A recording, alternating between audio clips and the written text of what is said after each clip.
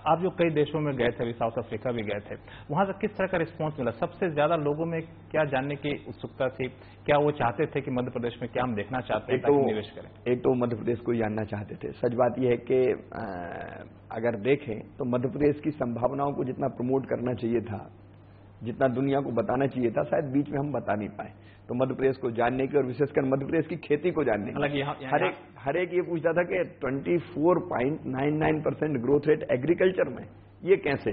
तो उसमें बड़ी रुचि थी। और मेरी यात्रा के बाद वहां के प्रीमियर, मुख्यमंत्री को प्रीमियर वहां बोलते हैं, उनकी यात्रा हुई मध्य प्रदेश की। अब 2 प्रीमियर हमारे ग्लोबल इन्वेस्टर समिट में भाग लेंगे। हालांकि आपने जो एक बात कही उससे मैं भी बहुत सहमत था। मैं भी सोचा था ये सवाल आपसे पूछूंगा, लेकिन आपने खुद कह दिया कि जितनी उपलब्धि आपके राज्य में हुई, जो खासियत आपके राज्य की है, उसको उस ढंग से बतला नहीं पाए जिस ढंग से बताना चाहिए। तो कहने के मानो कि मार्केटिंग के लेवल पर थोड़ी सी दिक्कत रही, सफल नहीं हो पाया। हम काम अच्छा करते रहे, लेकिन मार्केटिंग की मानसिकता नहीं थी, इसलिए मध्य प्रदेश के बारे में उतनी चर्चा नहीं हुई है, संभावनाओं के बारे में उतना पता नहीं चला। लेकिन अब हमने मार्केटिंग की अहमियत को समझने लगे। हाँ, अब हम भी समझने लगे और सफलता को देखते हैं। और इस बार आप देख रहे होंगे ग्लोबल इन्वेस्टर समिट का भी प्रचार प्रसार हमने करने की कोशिश की। आपने एक बड़ा अच्छा जिक्र किया कि आज की तारीख में बहुत ज्यादा ग्रोथ किया। हमने भी देखा भी हाल फिलहाल आंकड़े आए, जीडीपी का ग्रोथ देश में सबसे ज्यादा आपके राज्य में हुआ है।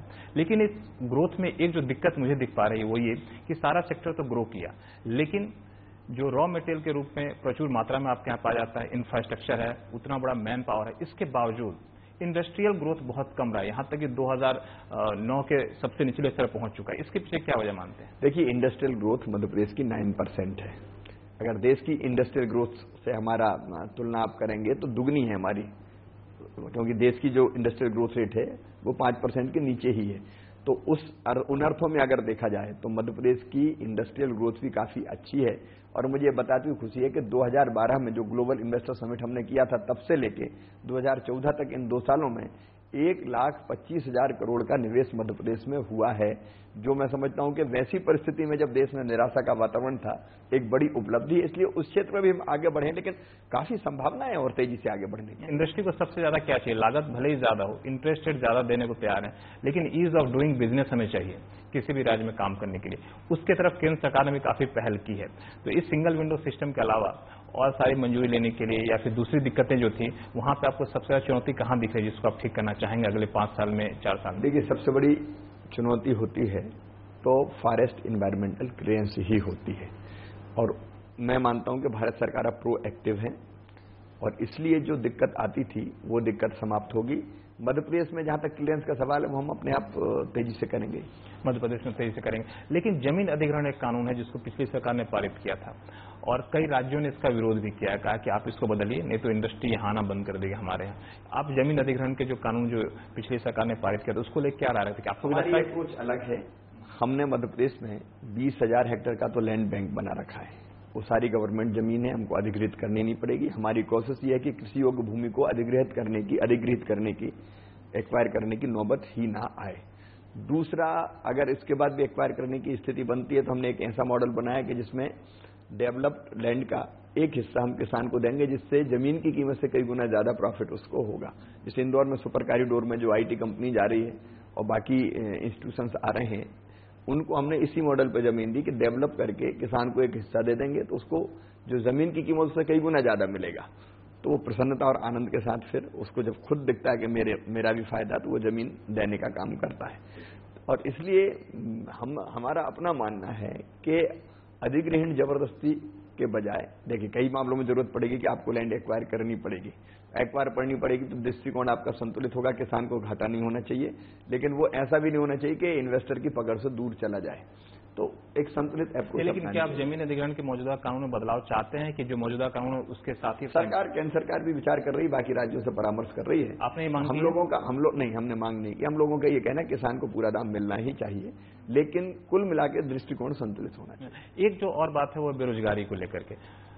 विकास दर देश के विकास दर से काफी ज्यादा है, इंडस्ट्रियल ग्रोथ काफी ज्यादा आपने बताया भी, लेकिन बेरोजगारी के मामले में कहें तो जो औसत नेशनल दर है उससे कम दर मध्य प्रदेश के पीछे। देखिए, मध्य प्रदेश इसके पहले बीमारू राज्य था। हमारे यहाँ पावर नहीं थी, हमारे यहाँ रोड्स नहीं थे, हमारे यहाँ पानी नहीं था, बहुत बुरी स्थिति थी। उसमें से हमने निकाल के पहले खेती को आगे बढ़ाया, खेती में लोगों को रोजगार मिला, इसके बाद फिर इंफ्रास्ट्रक्चर तैयार किया, उसमें रोजगार मिला, अब इंडस्ट्री आ रही, उसमें रोजगार मिल रहा है। तो मध्य प्रदेश में रोजगार के अवसर तेजी से बढ़ रहे हैं। 2 लाख तो हमारी लघु और कुटीर उद्योग लगे हैं पिछले दिनों मध्य प्रदेश में, जिसमें कम से कम 10 लाख लोगों को रोजगार मिला हुआ है, सरकारी सेक्टर में अलग रोजगार मिला हुआ है, और इसलिए रोजगार के अवसर तेजी से बढ़ रहे हैं।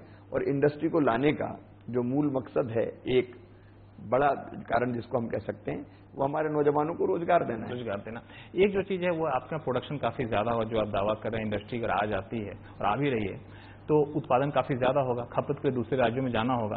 एक राज्य से दूसरे राज्य में जाने में दिक्कत आती है, राज्यों का ट्रांसपोर्टेशन, टैक्सेस, इसके लिए सरकार एक जीएसटी लागू करने की बात कर रही है, लेकिन जीएसटी पर राज्यों के मतभेद काफी ज्यादा है। मध्य प्रदेश का क्या रुख है? जो पिछली सरकार ने जो ढांचा तैयार किया था, क्या उससे सहमत हैं आप, या फिर बदलाव चाहते हैं? तो किस तरह बदलाव चाहते हैं? मध्य प्रदेश जीएसटी का विरोधी नहीं है, लेकिन पिछला जो ढांचा बना था, पिछला जो स्वरूप बना था, उस स्वरूप के हम विरोधी थे। हमने केवल इतना कहा था कि मध्य प्रदेश को या बाकी राज्यों को जो आर्थिक घाटा होगा उसकी भरपाई कैसे होगी, ये इसमें स्पष्ट किया जाए, नंबर 1। फिर दूसरी बात ये होती है कि कंपनसेट करने की आप बात करते हैं, लेकिन कई बार राज्य भटकते और घूमते रहते हैं, तो उसका कोई फार्मूला निश्चित होना चाहिए जिसके कारण राज्यों को दिक्कत ना हो। तो कुछ चीजें थी जिसके बारे में हमने कहा था कि इनके बारे में क्लियरिटी होनी चाहिए। और मुझे खुशी है कि माननीय अरुण जेटली जी हमारे वित्त मंत्री हैं, बहुत काबिल और योग्य वित्त मंत्री है, वो इस दिशा में बातचीत कर रहे हैं, कदम उठा रहे हैं, और राज्य की जो आशंकाएं थी उनको दूर कर रहे हैं। वो दूर हो जाएगी, जीएसटी के रास्ता साफ हो जाएगा। हम जीएसटी लागू करने के पक्ष में है, लेकिन जो आपत्ति राज्य की है वो आपत्ति हमने केवल इस आपत्ति के 2 छोटे छोटे सवाल मैं संक्षिप्त आपसे जवाब चाहूंगा कि एक राज्यों का कहना है कि आप जो कंपनसेशन का मुद्दा है इसको संविधान में शामिल कर ले, केंद्र करिए संविधान में शामिल नहीं करेंगे। आपका क्या मत है? अगर संविधान में शामिल नहीं करती है लेकिन ठोस कोई व्यवस्था कर देती है तो आप सहमत होंगे? देखिए, हमारी केंद्र सरकार से गंभीरता से बात कर रही है, केंद्र सरकार के फोरम पर हमने अपनी बात स्पष्टता के साथ रखी है, और इसलिए मुझे लगता है कि रास्ता निकला।